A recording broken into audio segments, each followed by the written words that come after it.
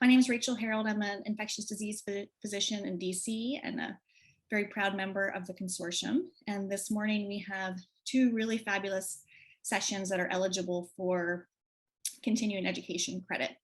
So you can find the link and instructions for claiming that credit in the annual meeting program and on the website. So be sure to look there so you can claim credit for these sessions. After we have these two sessions, there'll be a break until 2 p.m. and then we'll resume for a fabulous afternoon of more content.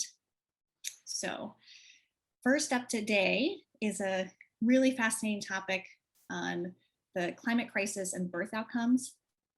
And we are very privileged to have with us today Dr. Bruce Bekkar and Dr. DeNicola to share with us some of their expertise. So Bruce Bekkar is a women's health physician who's been engaged with the climate crisis as a full-time activist since 2013.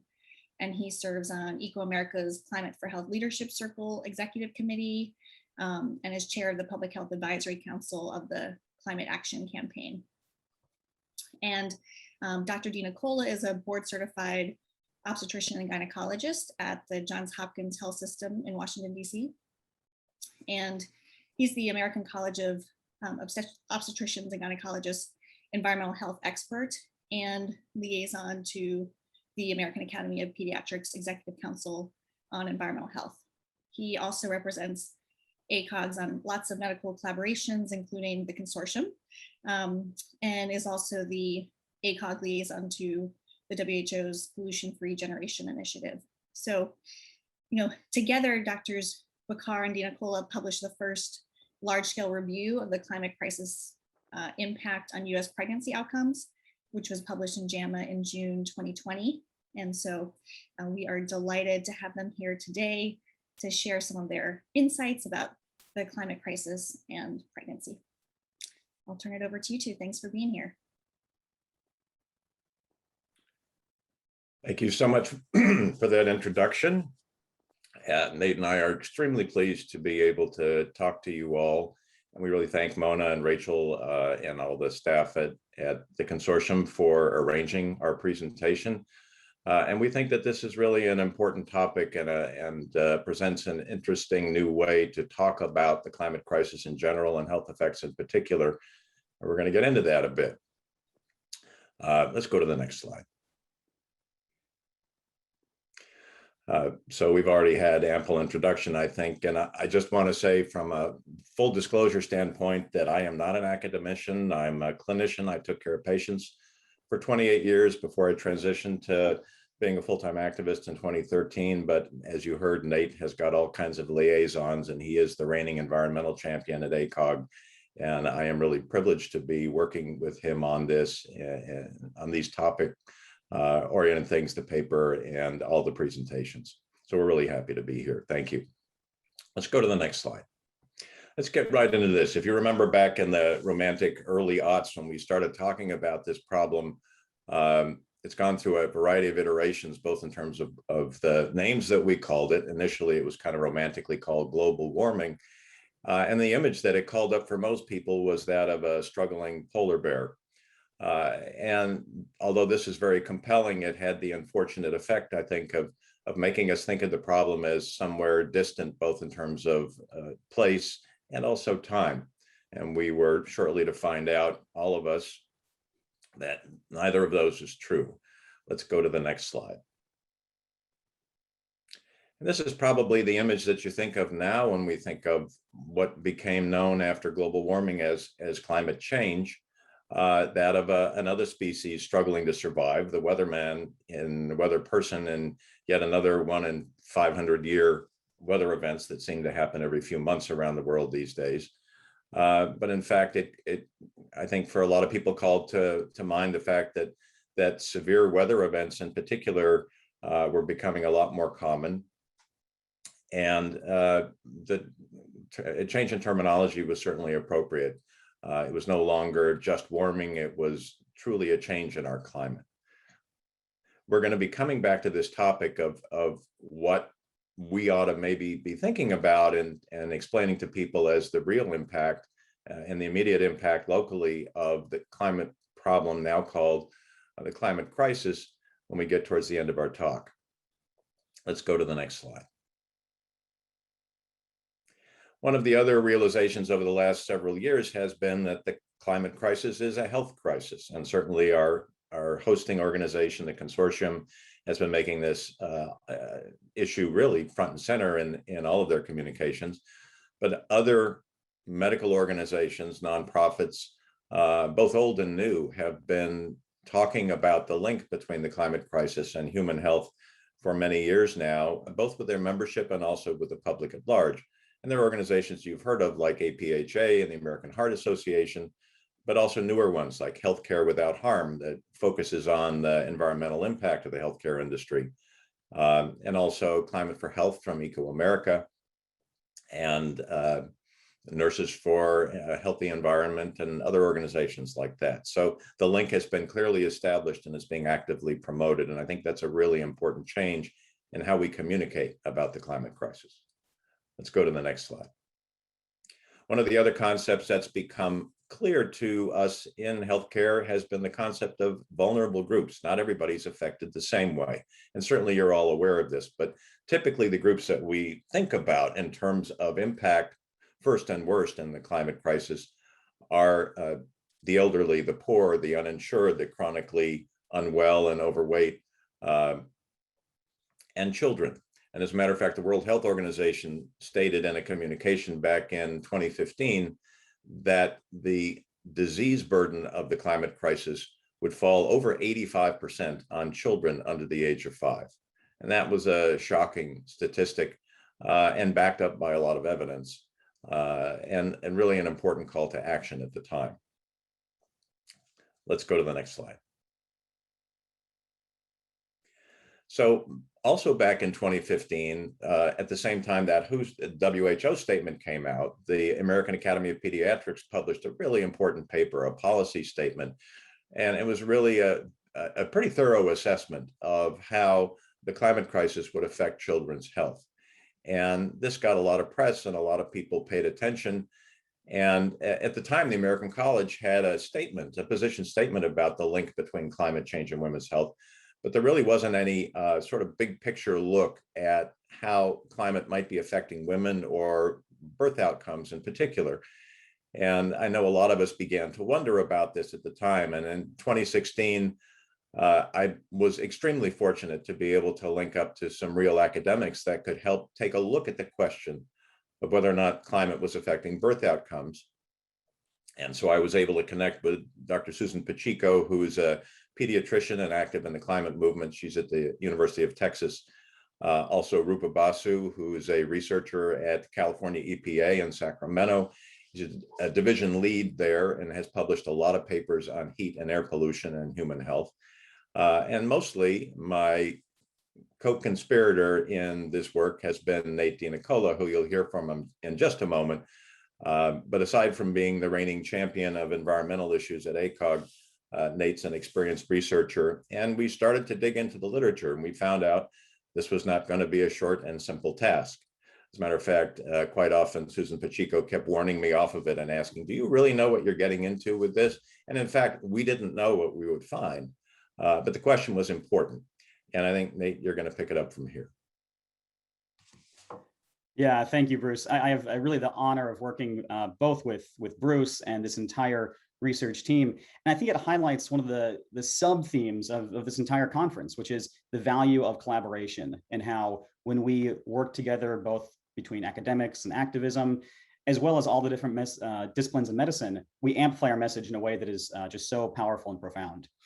So the role that I serve with ACOG, collaborating with AAP, is one example of this. And the paper would not have been able to come about without that collaborative work. As Bruce mentioned also, nobody would take on a paper like this if they expected to be screening 1,800 references. But that's what we encountered, and that's what we decided to take on. And we really wanted to answer a specific question, which was, how is the climate crisis affecting pregnancy here and now in the United States? In the roles that I serve, it would be common to come across a study here, a study there, linking perhaps fracking sites to low birth weight, or maybe there was a study out of a regional assessment of air pollution and preterm birth. But what was the overall lay of the landscape? You know, where did the kind of overall quality of evidence lie? So we decided to take on a systematic review. We used the Arski-O'Malley scoping review method, and limiting our paper to the 10 years prior to beginning our search and US populations only, and specific exposures. We wanted the ones that were most ubiquitous across the entire population in the US. So maybe not the ones that were most front of news, such as the superstorms and wildfires, but the ones that were most ubiquitous and kind of ever present. And those are air pollution and heat. So within air pollution, we looked at PM 2.5 and ozone, and then heat, we'll describe kind of how that looks in the methods. We also decided that the signal from the literature prior to systematic review was really honing in on a few birth outcomes of interest. One was preterm birth, the other low birth weight, and then finally stillbirth. So we approached our exclusions based on, you know, that population, that time, and then we did a quality assessment on all the different methodologies. We excluded things that either were reviews that didn't match our inclusion criteria. Some studies, for example, looked at OB outcomes that are interesting, but didn't meet our topics, such as preeclampsia that was related to preterm birth, but preeclampsia was the primary outcome. And so in the end, we had 68 studies that met our criteria, and we're going to talk about those right now. We go to the next slide. And we can advance to the next slide. So the first topic that we'll discuss is air pollution. Prior to that, you saw the picture from downtown Los Angeles, where both Bruce and I have spent quite a bit of time in our growing up and training. And this picture is very representative of both the haze across the horizon and how the population experiences that. So when we looked at air pollution and how it might be related to outcomes like preterm birth, low birth weight, and stillbirth, we saw very early on that the wide heterogeneity of the exposures would not allow pooled analysis or meta-analysis. So all the numbers presented here are not aggregate, but they are a tabulation of where the preponderance of the evidence lies. And in a way, there is, I think, a strength in the message here, which is any way you approach the topic, whether you use various types of methodology, whether the PM 2.5 or ozone is the product of vehicular traffic, whether it's wildfire emissions, whether it's from coal power plants, any way you slice it, basically, the message shines through the same. And we're going to go over what that message is right now. When we looked at the effect of air pollution on preterm birth, there were 24 studies that examined this, with a total of 7.3 million births. 19 of those 24 studies showed a significant increased risk. And the risk did converge on something of a median. So 11.5 is what we reported, but the overall range from 2 to 19 was not that wide. And the majority, the mean of that was much closer to 11.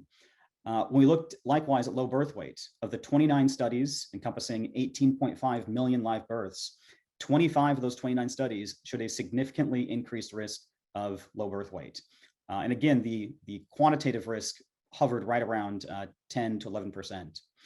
For studies looking at stillbirth associated with air pollution, there were far fewer. There were only 5. However, 4 of those showed the, again, statistically significantly increased risk across 5.1 million live births. And here the increased risk was approximately 14%. We go to the next slide. Now, there's another concept in looking at this possible linkage between air pollution and the outcome, in this case, preterm birth, which is that we're not necessarily reporting that we found an increase in the incidence of preterm birth. In fact, looking at, globally at preterm birth, it's a very difficult assessment to make. It's a moving target as to whether the incidence is rising or falling. Certainly in the US, that's a very difficult assessment to make. And so we're not reporting that there are increases in preterm birth due to a contributing air pollution. What we can look at, however, in a study like this done by a colleague, Dr. Leo Trasande, is what proportion of preterm birth has a yet undiscovered and yet explored component from air pollution. And so when he and his investigators looked at this, controlling for numerous variables in a multi-linguistic model, they found that about 3% of US preterm birth could be attributed to PM 2.5. which comes at obvious health and human cost, but you can put a dollar figure on the medical care, which they had as 760 million. You can go to the next slide. Another test that you would look to if you're trying to establish whether an exposure could possibly be causally linked to an outcome is not just what the proportion of evidence says linking exposure to outcome, but what happens when you remove the exposure? Did the outcome change in the other direction? And the answer we've seen from natural experiments is that yes, it does. So over a 10-year period in California, when coal power plants were retired, the preterm birth rate in that region dropped by over 25%. Whenever this data is presented to maternal fetal medicine specialists, they look on with some degree of envy. There's almost no intervention they can do that would decrease preterm birth by 25%. So these natural experiments become very valuable, not just in starting to hint at the knockout test being satisfied, but also we have somewhat of a message of hope here that if you remove the exposure, we can reverse the adverse outcome and rather quickly, just in a 10-year period, gain those health benefits. We can go to the next slide. The next exposure we looked at was heat, and heat is a very complex topic.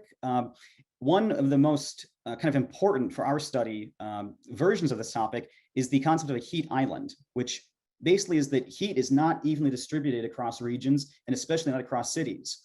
And due to various things in terms of how surfaces absorb energy and what kind of waste energy is created, the downtown areas of any city have a disproportionate amount of heat, which the populations who live there feel in a disproportionate way.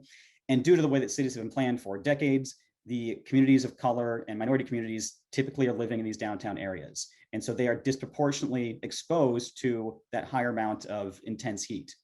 We can go to the next slide. When we examined the data on the exposure heat and the outcomes of interest, preterm birth, low birth weight, and stillbirth, there were far fewer studies, but the message still shone through the same, that the overwhelming majority showed the association. So for preterm birth associated with extreme heat, there were 5 studies encompassing just under 1 million live births.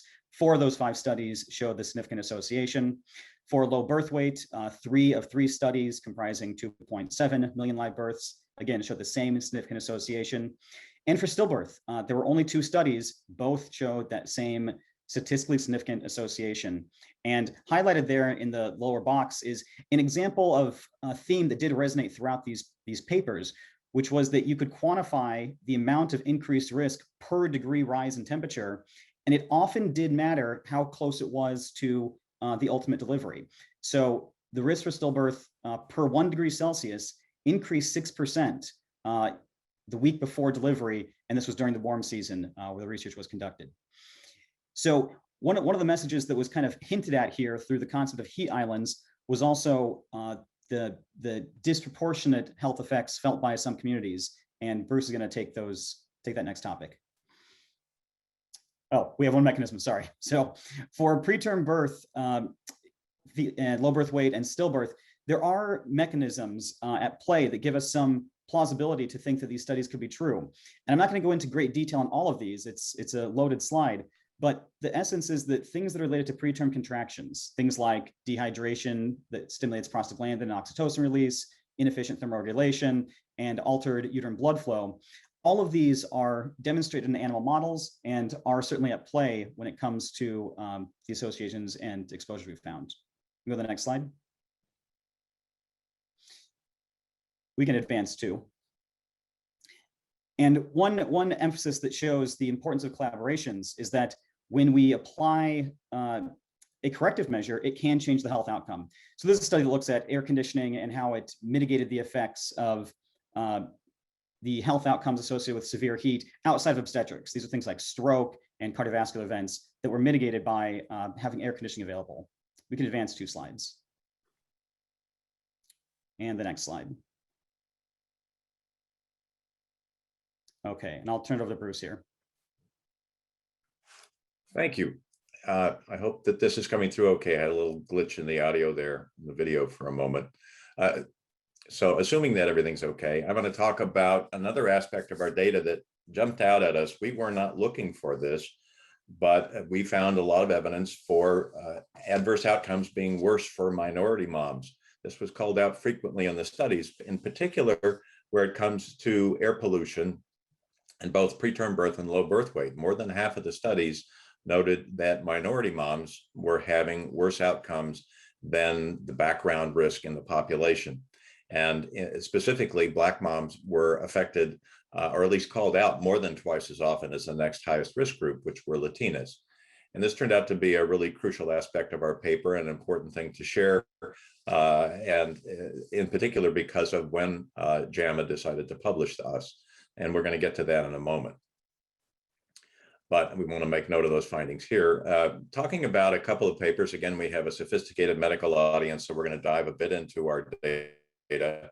This study from Coker in 2015, again, one of the ones that we reviewed for our paper, looked at whole pregnancy exposure to PM 2.5 and low birth weight in Los Angeles County. And what was interesting about this paper was, in kind of the analogous way that heat islands demonstrate that different parts of a city may have very different exposures in terms of heat. Previously to the work that was published here, there was a lot of sort of a background assumption that air pollutant exposure was pretty uniform across a geographic area. And what Coker's group did was they used 3 different measurement techniques and looked very specifically at neighborhoods within Los Angeles County and found a wide variety of impacts in terms of PM 2.5 exposure and low birth weight across a fairly small geographic area.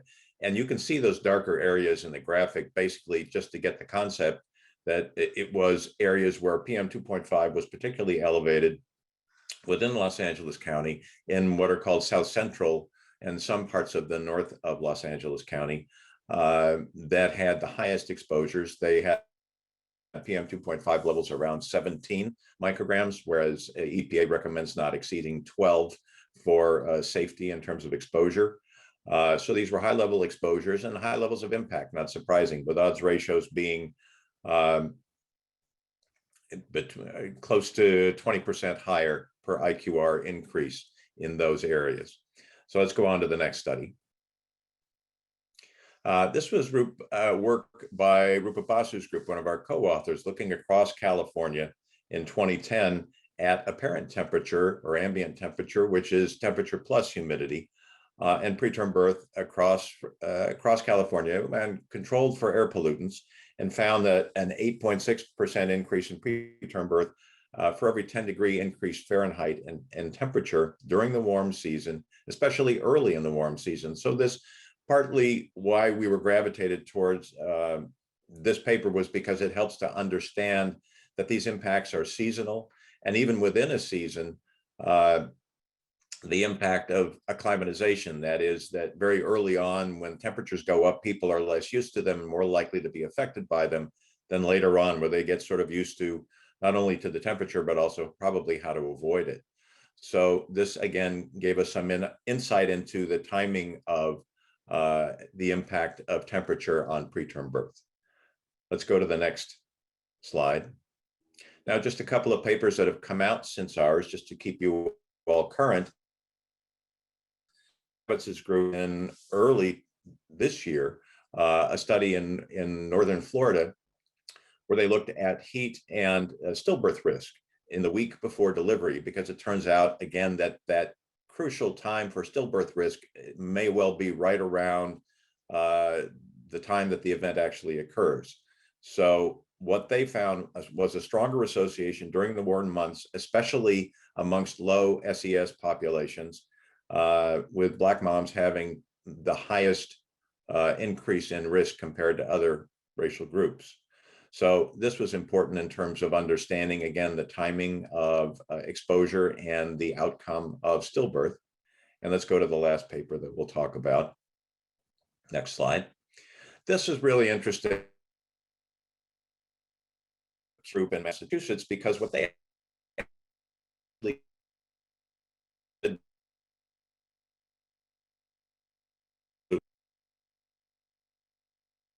together, and it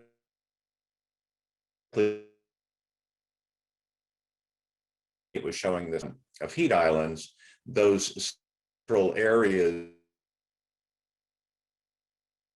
cities are frequent cases where and air pollutants occur together, both industries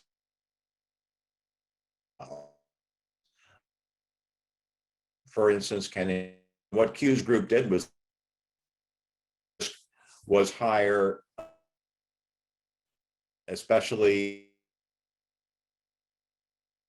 areas where also with elevated PM 2.5, again found in younger mothers and Black moms. So this begins to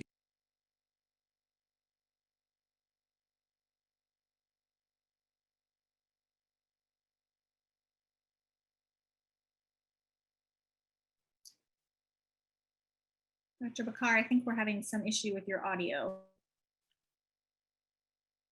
Yeah, I think he might have lost connection. Okay, so hopefully he'll come back. Yeah, Nate, we are you able to pick up. yes, yeah, here? absolutely. Yeah, I'm sure he'll be right back on. So let's go to the next slide. This was a transition slide for us anyway, so that actually works out. If you were compelled by this data at all, you're probably sitting there saying, well, great, now what do we do? Well, we do what we typically do in the office every day. We talk to our patients about these risks. We talk about ways to mitigate exposure, and we talk about ways that this affects entire lifetime of health. And there are both short-term and long-term interventions that we can do to help mitigate that. So let's go to the next slide. It's also important, especially from the OBGYN audience, to realize that whether your patient is bringing this up or not, they likely have it on their mind when they're thinking about their plans for family building.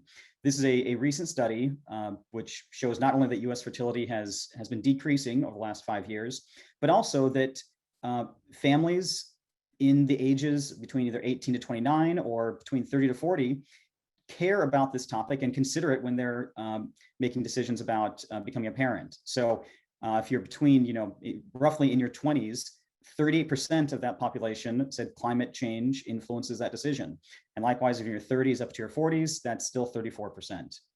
We can go to the next slide. This was an article published by myself and Maria Zlotnick and Jean Connery, who's the reigning international OBGYN champion on environmental health. Many of these exposures here are things related to nutrition and kind of plastics and endocrine disrupting exposures. But there is a mention here about being mindful of air quality alerts and when it would be appropriate to do outdoor exercise. So this is a publication that is open access.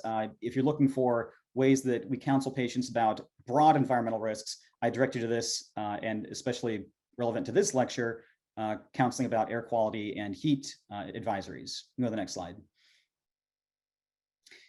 And when I talk to patients, these are the kind of things that you can mention. So other specialties probably do a more prudent job of this than we do, but you can monitor air quality index and guide patients when they should not be exercising outdoors, for example, or certain times of the day when it's more risky to exercise outdoors and be exposed to high air pollution.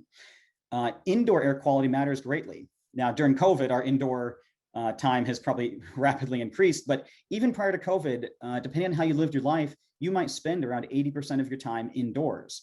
And so indoor air quality matters. And this is where, if you have the option for home air filters, they do make a sizable difference. And smoking continues to be one of the largest contributors to poor indoor air quality. So our smoking cessation counseling takes an extra environmental capacity, and our role as doctors can help advance that. In terms of heat, from the OB perspective, one of the most common presentations to labor and delivery triage is preterm contractions. And it's well understood this is due to dehydration, which stimulates oxytocin. When the patients are coming to us, they are not coming to us, in a vacuum. So if it's especially hot, or if they're going home somewhere that has no air conditioning, the counseling and even the assessment need to be tailored and perhaps a little bit different based on the risk that they are bringing with them and the risk that they're returning to. We can go to the next slide. In terms of bringing, all this into your clinic, there have been a number of models built by physicians already that show how you don't have to do all the work. You don't have to have this be the main focus of your clinic encounter. You can build it into the flow of the practice. And Dr. Cheryl Holder at Florida International University has a phenomenal TED Talk that covers this in great detail. Next slide. And so if Bruce is back on, this is where I would have him pick off. But if he's not, then I'll just keep going here. Actually, I think I'm here. Can you hear me? Okay, great. Yeah. Great. I don't see me, but if you can hear me, I'll go ahead. Yeah. We can hear you. Great. Yeah, thank you. So I had mentioned that it was fortuitous for being able to share our results. The fact that we happened to have JAMA publish us on June 18th, the day before Juneteenth, and at the height of the Black Lives Matter movement's rebirth in this country. And as a matter of fact, we had a lot of media interest in our findings. And I think it was for both reasons. First of all, because of the racial disparity in our data, but I also think that our original assumption was valid, which is that people do care literally across the political spectrum about what happens to pregnancy, about what happens to pregnant moms and newborns.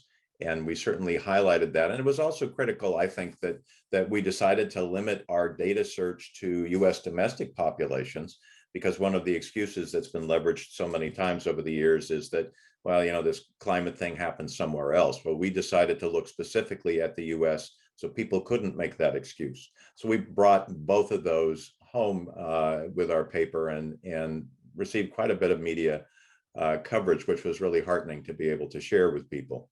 Let's go to the next slide. Speaking of people talking about our results, this was kind of shocking in a wonderful way to see Joe Biden's people on top of this the day that our study came out. And of course, it's been a huge boost to, I think, a lot of us in terms of how we feel this country is responding to climate, to have Joe and Kamala paying attention and speaking frequently about the climate crisis and the link to health. Let's go to the next slide.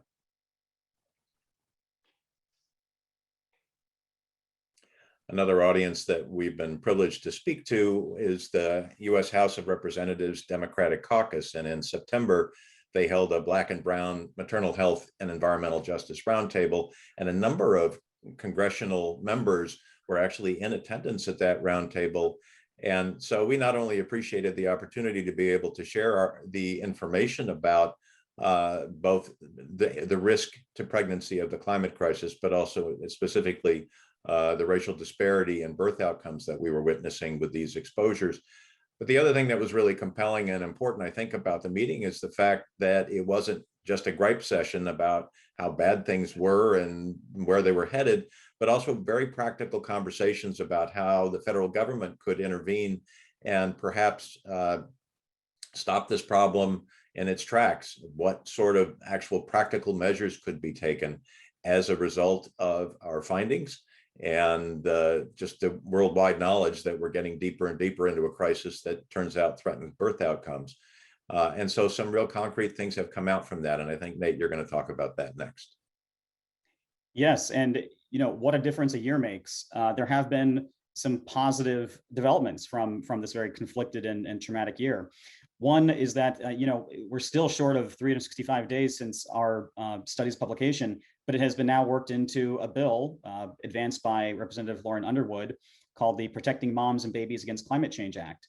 In the next slide, you can see that it, you know, actually called attention to this health risk that I know many others have advanced in their disciplines. So this really has a direct conduit with policymakers. We go to the next slide and advance one more.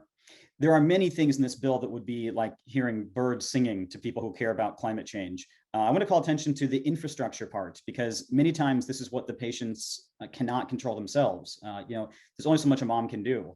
But with bills like this, it would actually provide things like air conditioning and filter systems to help reduce those risks, especially where they're disproportionately felt. We can go to the next slide. And we'll have, I think, Bruce wrap up this part here.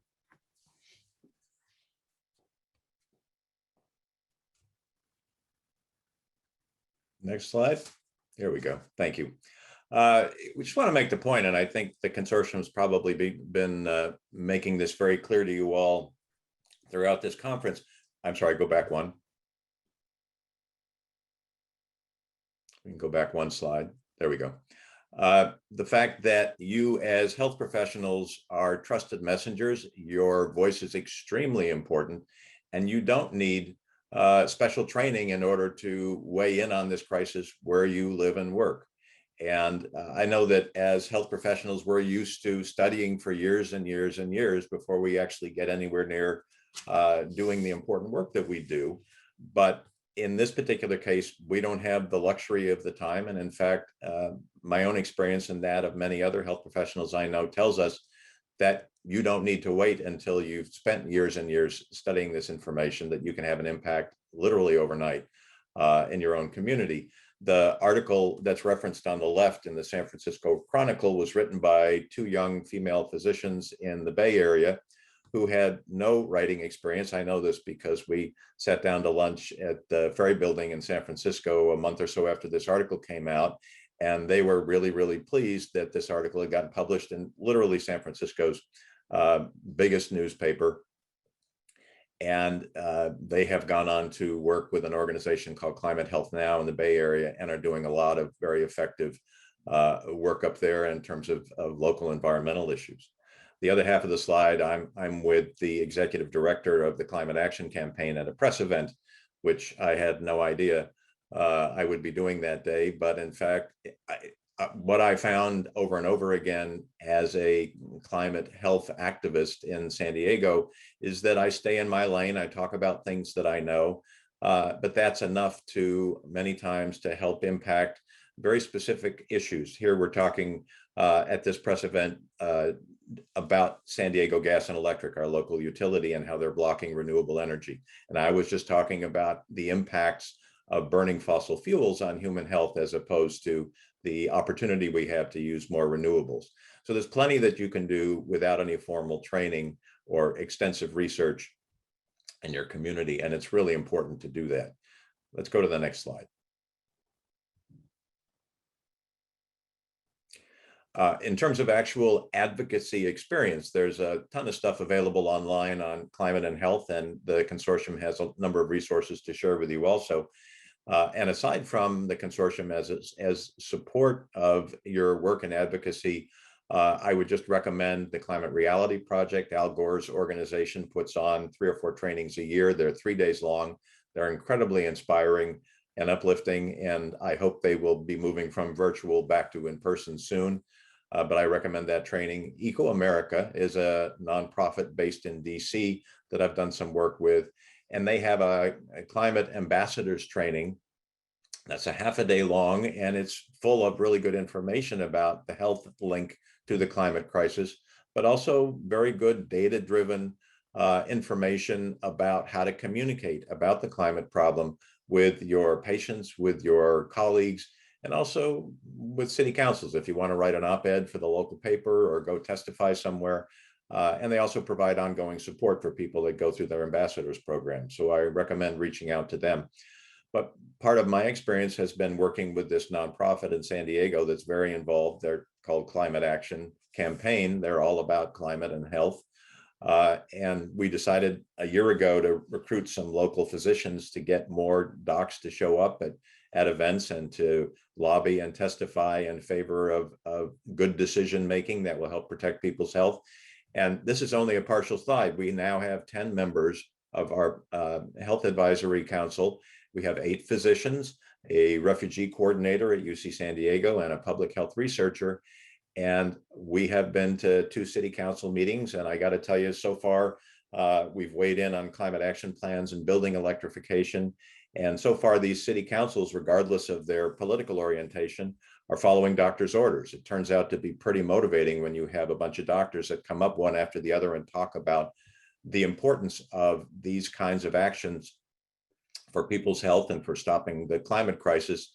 And they definitely listen to what it is that our council members have had to say. So I'm quite inspired by our membership and our growing impact in San Diego. And this is something any one of you can easily do if you look into your own city. If you just Google environmental groups locally, things like 350.org or Sierra Club, or any of these other organizations that I've mentioned will also provide support to you where you live. Let's go to the next slide. So what lecture would, oh, sorry. No, I was really surprised during the Black Lives Matter movement. One of the signs that I saw carried around, I thought was a contemporary quote. I thought it was someone in in the midst of that crisis that had come up with this. But in fact, Ben Franklin made a very, very good point quite a while ago, and that is that we're not going to stop issues like that are all intertwined, by the way, the climate crisis and racial injustice and racial disparity in healthcare outcomes. These are all connected. We're not going to stop them until those of us that are doing okay, that are not really being affected by them, get involved and demand that they stop. And I think that this is a really important thing for all of us to remember, because most of us live fairly privileged lives. We need to help other people out and stop these issues. We're long overdue in doing this. And the beauty of it is that as we work to solve these problems, there will be many, many health benefits that accrue out in our communities virtually overnight. Nate, to you. Yeah, thanks so much, Bruce. And of course, this applies to the ubiquitous climate crisis exposures as well. Some are very disproportionately felt. And even if you don't feel like your life is impacted right now, certainly it will be at some point. We can go to the next slide. So I think we have presented some data here that may be compelling, and we've given some examples from other people's studies that might augment that message. But I'm reminded by Richard Powers, author of The Overstory, that often the most persuasive arguments don't matter. It's the best story that convinces people. And so the story and the spokesperson that we're showing here is that the climate crisis is not restricted to the Arctic and polar bears, and it's not something just experienced by weathermen as they're swept off the screen. It's being experienced right now. The next patient you'll see, whether they're a child or a pregnant mother and the developing fetus, and if you can see close enough, that shirt says it's getting hot in here. And we need to reverse that, because the story we have to tell is not just one of some alarming health messages, but it's also one of the health benefits that we accrue rather quickly when we adapt our environment to more healthy and sustainable ways. And that is not only a good story, it has the added benefit of being true. So you have seen some added legislation here. For the first time, we can say the climate is changing in a positive way, where it is finally looking like there's some willingness to take these on. And so we should strike while the iron's hot. That's quite literal. The mantle is burning and we need to act now. There's still a sense of urgency to all of our messages. And so I just want to thank you for the time here, and I'll throw it to Bruce for our wrap up. Very briefly, I think one of the lessons learned in the last year that we learned from the COVID pandemic is that we are capable of change, very significant change in a short period of time. I think our own eyes, as well as the science, tells us that we have to change. And the take-home message here is that it's up to us. And there's a lot that we can do. And we really appreciate your attendance. We know that your heart is with us on this. And we invite you to stay in touch with us and share with us your progress. And we just have to do this now. It's all up to us. Thank you so much for having us. Thank you so much, Dr. Bekkar, Dr. DeNicola. We are really grateful for your contributions to the research and to advocacy. It's hidden by Zoom, but I'm actually 7 months pregnant, so I am especially grateful. I'm sure there are others among this viewership are too. So grateful for your action on this. We are pretty much out of time, but I do want to take maybe one or two questions. There's some great conversation in the chat. So hopefully you two can maybe answer some of those questions as we go. But there was one question about anyone that's looked at maternal mortality in air pollution and or heat, in addition to birth outcomes. Any comment on that? So what I'll say about that is that, I mean, maternal mortality, despite its massive health disparity, and it has been somewhat on the rise, it remains a very rare event. And so linking that to an exposure is statistically difficult. So I can't talk to any studies that have looked at maternal mortality due to air pollution. However, I think it's worth noting two things. One is that we do have data showing us that Black women are 3 to 4 times more likely to die from childbirth. And that largely has to do with not just kind of social determinants of health, but but how physicians hear their chief complaints and how they listen to them. And so I think there's a message that resonates the same with environmental exposures, that we need to really hear what the communities are telling us about their exposures. The other thing just to mention is that while I can't point to maternal mortality linked to the climate crisis, there was last year the first death of a young 9-year-old girl in the UK named Ella Kissadebra, who died of asthma, and her physicians ultimately ascribed it to exacerbations from air pollution that went undetected for many years. Thank you. There's also an interesting question that kind of links one of our sessions yesterday on dermatology and climate change to your session, more of a mechanistic question, which is, could decreased uterine blood flow during heat waves be triggered by cutaneous vasodilation as a mechanism for heat dissipation? So noting that cutaneous vasodilation during heat stress can consume up to 60% of cardiac output. So curious if you have any insight on that mechanistic question. Yeah, I think there are a number of mechanisms, both for heat and the birth outcomes that we focused on, and also for air pollution, many of which have been documented by animal models. And certainly the one that you're suggesting makes a lot of sense and is probably at least part of the answer. I think, there's a tendency we have in medicine to try to sit back and wait until we have everything locked down and we can say this is cause and effect and we're 100% certain about it. But I think we know enough now, and there's enough biological plausibility in the literature already to act. And I think the crucial thing is for us to move forward, and we will fill in some of the gaps. I've been heartened by the studies that have come out really worldwide since ours did, individual papers that are giving us a lot more insight on a lot of the sort of specifics of what are the most vulnerable windows in pregnancy for these exposures, and what are the most dangerous sort of levels of these, and which populations are most at risk at what time of year. A lot of that is still going to be, it's going to take years to figure it all out, but we certainly know enough to draw conclusions that pregnancy appears to be at risk around the world from common pervasive exposures related to climate. And it's time to stand up and talk about it, and get active and make some progress, because the worst thing we'll end up doing is just making the world a better place. And that's a worthwhile risk to take. That's right. We're happy to take that. I'd invite you to look in the chat. There's some other really fascinating questions. And then also you mentioned the Protecting Moms and Babies Against Climate Change legislation that's coming. So please offer to our audience ways that we can support that important legislation. And overall, just wanted to thank you both so much for being here and your important work on this topic. We're very grateful.